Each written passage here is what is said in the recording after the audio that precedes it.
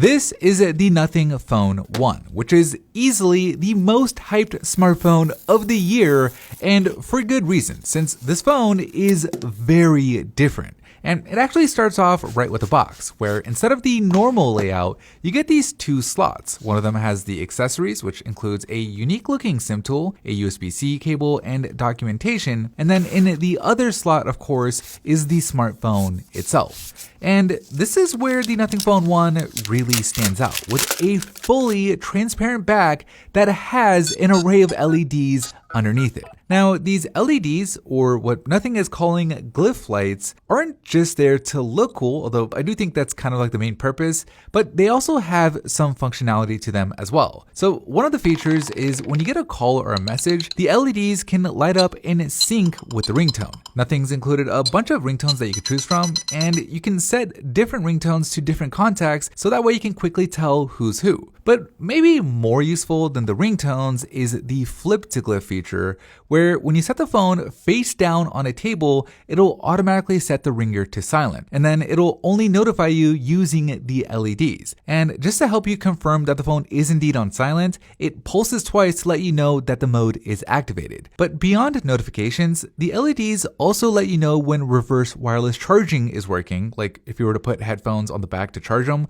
And speaking of charging, the bottom LED here can actually act as a little charge meter, where it shows you how charged the battery is while it's plugged in. Another integration is with the Google Assistant, where when you say "Hey wake word," the phone lights up and that little bottom LED moves as you're talking, and then when the Google Assistant is talking, all of the LEDs light up in sync, which kind of makes the assistant feel like it's more alive. It's pretty cool. In the camera app, the LEDs also act as a fill light, which can be kind of useful for close-up shots in the dark, although not much for anything else. And then there's even this little red light that flashes to let other people know when you're recording a video, although you can turn this feature off if you want. But maybe my favorite feature with the whole glyph light thing is one that's hidden in the phone, where you actually have to unlock it by adding a contact named Abra to your contact book, which unlocks this music visualization feature, where any audio coming out of the speakers, whether it's on YouTube or Spotify, will have an accompanying light show. This isn't necessarily the most useful feature,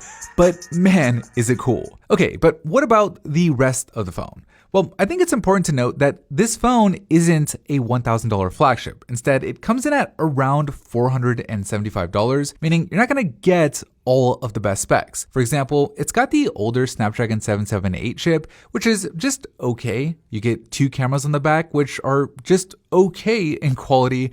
And you also miss out on other flagship level stuff like IP68 water and dust resistance, although you do get IP53, which is just okay. But despite not being priced like a flagship phone, the Nothing Phone 1 does still kind of feel like one, since you do get a 120Hz refresh rate, so everything feels buttery smooth, and it has perfectly symmetrical bezels on the front, which I absolutely love. And then the software experience on here is pure clean Android, which I like since, there's no pre-installed apps that you have to uninstall or disable. But of course, what really separates this phone from the pack is its design. Sure, it kind of looks like an iPhone from certain angles, I'm not gonna lie, but on the back, it just looks so much better than any other phone on the market. So overall, I really like this phone. In fact, the biggest downside right now to me is it isn't available in all countries. So if you're in the US like I am, you'll have to import it, and even then it might not work perfectly with your carrier. But if you are in a country where it's available, it's definitely a mid-range phone worth considering.